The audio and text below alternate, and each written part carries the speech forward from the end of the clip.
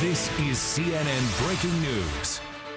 Security, Don. All right, Elise Lavette, Ivan Watson, thank you very much. I want to bring in now a witness to the attack. His name is Thomas Kemper. He is on the General Board of Global Ministries and was en route to a mission trip in Japan, and he joins us now by phone. Considering what happened, of course, many thanks for joining us this evening. We're glad you're safe. You were in the Turkish Airlines lounge, so tell the viewers what you saw and heard.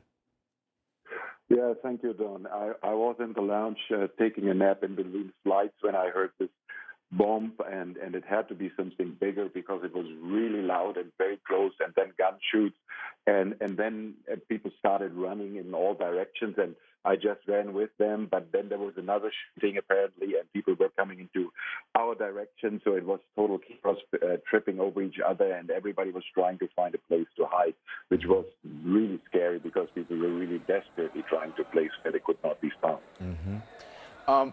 Was there any guidance from airport personnel or police at this time, or was it simply chaos? No, that was simply chaos. That was simply chaos. I ran into the kitchen of the lounge and found a little back room in the kitchen and tried to hide there with somebody from China, I think. We couldn't talk. We hadn't any joint language, but we were trying to hide there. And the children were just crying and screaming. It was really a terrifying time. And at least for half an hour, 40 minutes, we had no idea.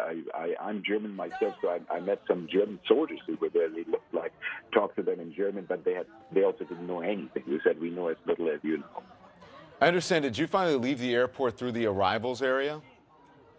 Yeah, we were then, but many hours later, we were then all together, and we were guided, and we just walked and went right through the arrivals hall and saw the blast and the ceiling all that was destroyed, but they had tried to cover it up a little bit, but that was probably the only way out because we were right in the international terminal.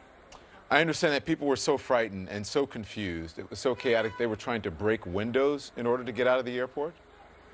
Yeah, we had some people, they were so scared they started to try to get out of the windows from the Turkish Airlines lounge, but of course the glass was too heavy and they didn't succeed, and they didn't want to draw much attention, but it was just total desperation in that moment. I had never experienced such a panic, and so many people from so many different nations and colors. It was just very terrifying. Were there any procedures after that? Because you're traveling internationally. This is an international airport. In terms of leaving, did you finally did you need a passport, or did you just went out the arrivals area and kept going?